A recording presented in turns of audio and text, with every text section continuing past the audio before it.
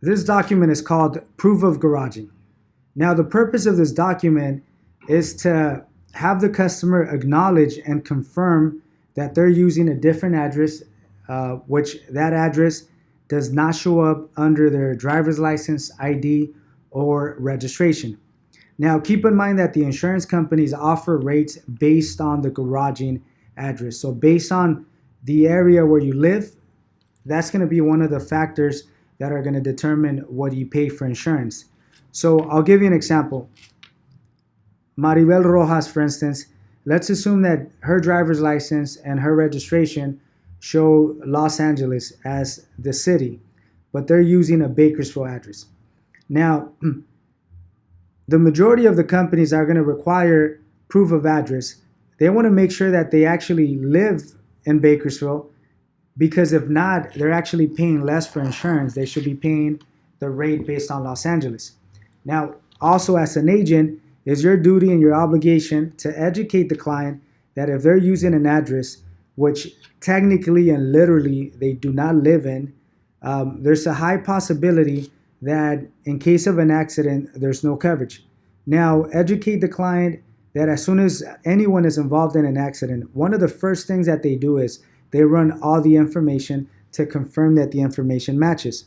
Now, there's a consumer report that the majority of the companies use. They use this to confirm the actual addresses that are linked to the policyholder or to any of the drivers.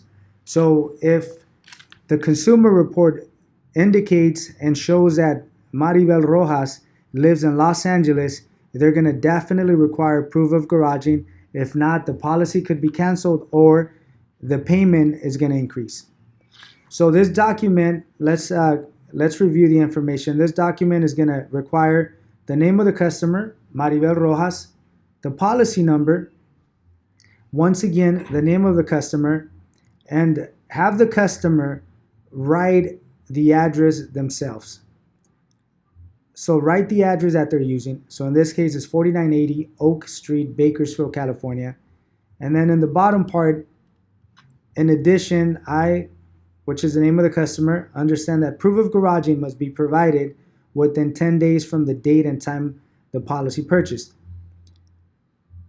Also, review this section and have them initial. So it says proof must be in the same name as the primary insured.